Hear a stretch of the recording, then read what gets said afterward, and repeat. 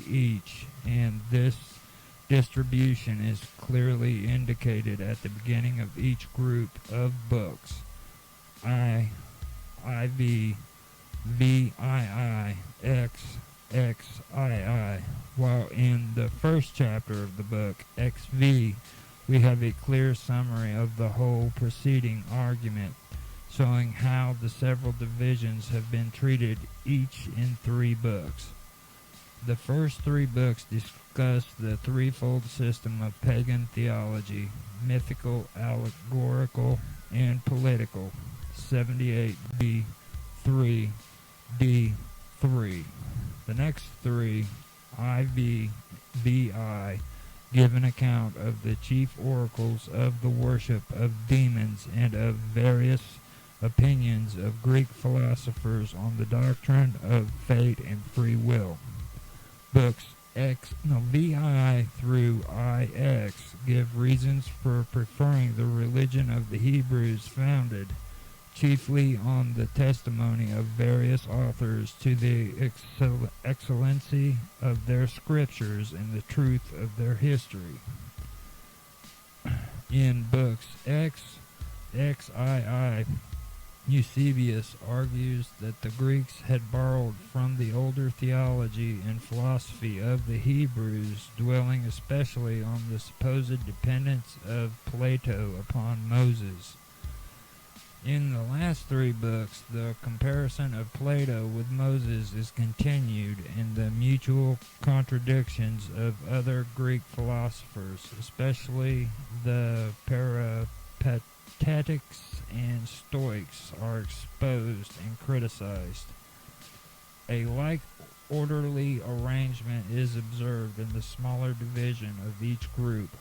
Book I, or Book 1, after stating the general purpose and plan of his intended work, chapters 1 through 5, Eusebius takes a brief survey of the earliest notions of the origin of the word of mankind and of the gods from the writings of Diodorus Siculus, Plutarch, Xenophon, Plato, and Porphyry.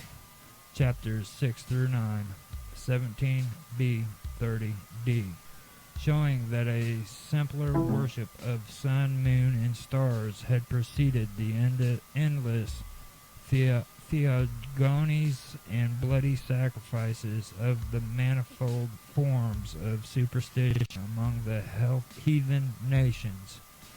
The remainder of the books, 31a, 42d, is occupied by Philo's translation of Sanchuniathon's account of the Phoenician theology, and Sanchuniathon's is spelled Sanchuniathon,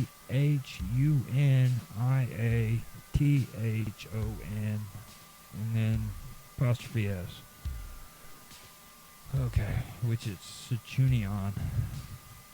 In Book 2, the religion of Egypt and of Greece are described in the words of Diodorus and of Clement of Alexandria, after which Eusebius himself states his reasons for rejecting both the gross legends of the older mythology and the physical explanations by which later philosophers endeavored to throw a decent veil of allegoric interpretation over the shameless obscenities of their ancestral religion, and ends the book by a description of the comparative purer religion of Rome from Dionysius of Halicarnassus. And Dionysius of Halicarnassus is spelled Dionysius, Dionysius, and Halicarnassus, which is really hard to pronounce, is Halicarnassus.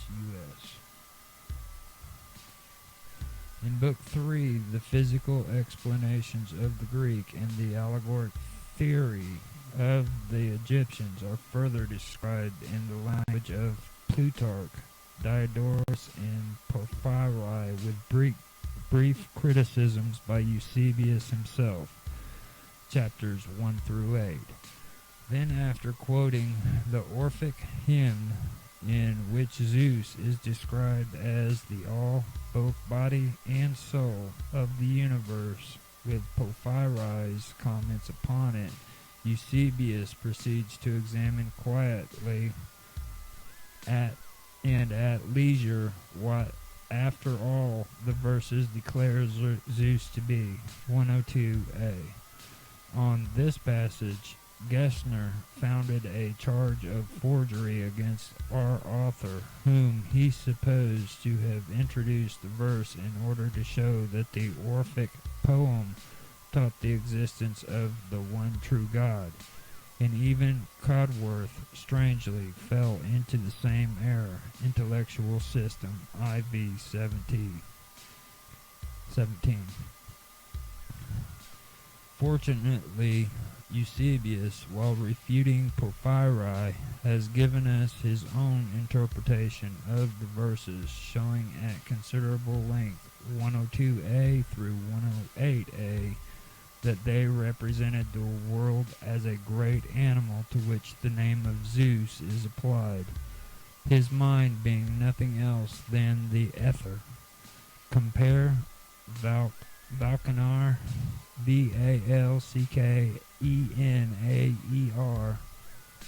diatribe, Diatrib,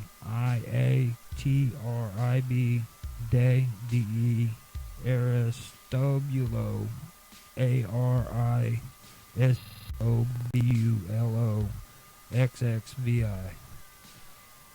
After quoting Porphyry again in the physical theologies of Greece and Egypt, 108b through 117b or d, Eusebius himself exposed their contradictions and absurdities in 5 remaining chapters of the book, 118a through 127c.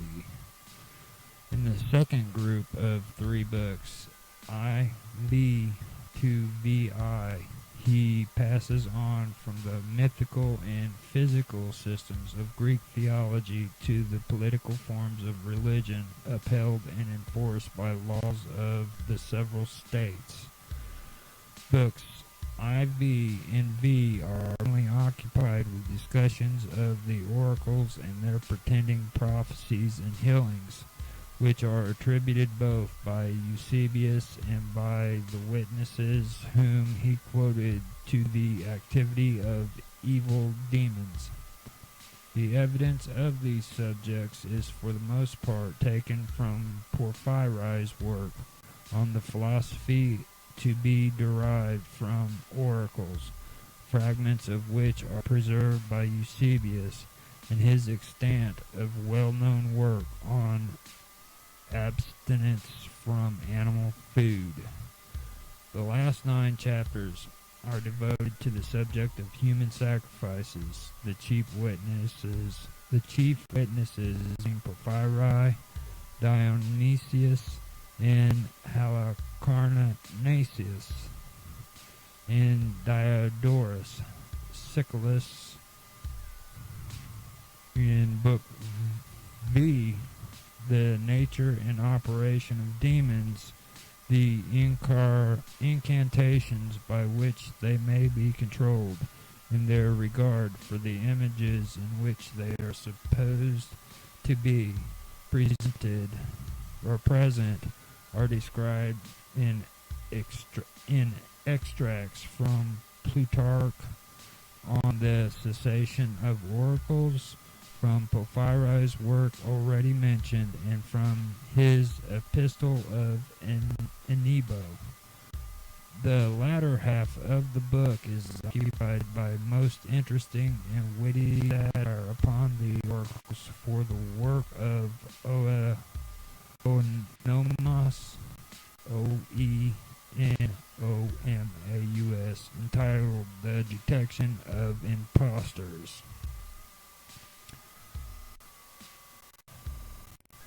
Book XI is devoted to the subject of fate and free will in connection with astrology, the evidence being supplied by Porphyry, Onamus, I'm just going to call her Onamus, Onomaus,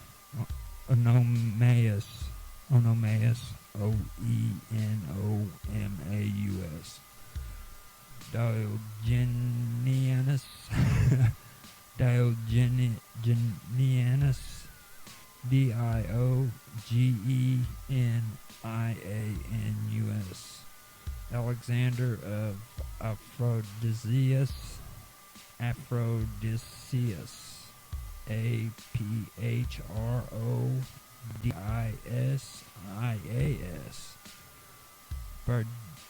Bardesanes, the Syrian, and Origin. In the 6th chapter, we have a good specimen of the clear argumentative style of Eusebius himself. With much force and earnestness, he defends the freedom of the will against the fatalism of pagan religion, and especially of the Stoic philosophy. By the independence with which he maintains the cause of liberty, morality, and duty, it is evident that no such teaching as that of Pelagius has had as yet disturbed men's mind, or called forth the decisions of the Church on the doctrines of grace. Dictionnaire des Sciences Philosophiques, II 340.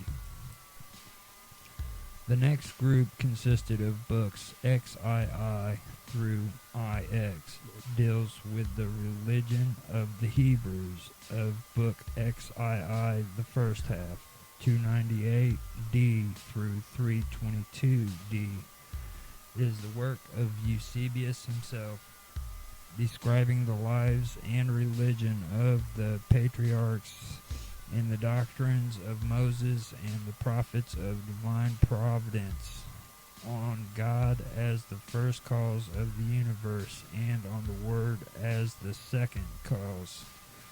In the latter half of the book, the same subjects are illustrated from Jewish and Christian authors: Philo, Dionysius of Alexandria, Origen, and Methodius. Beck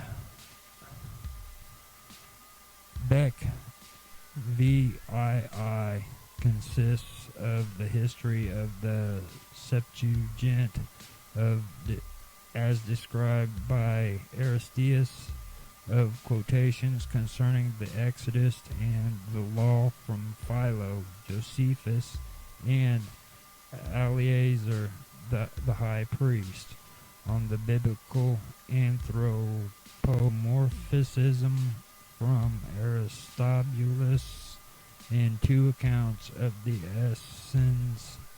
Essenes from Philo, followed by his views of creation and of providence. Book IX contains the testimony of heathen writers who have made mention of the Jews, a 3rd account of the Essenes by Porphyry, quotations by Josephus from Hecataeus of Abdera, Clercus the Peripatetic, Peripatetic, Peripatetic,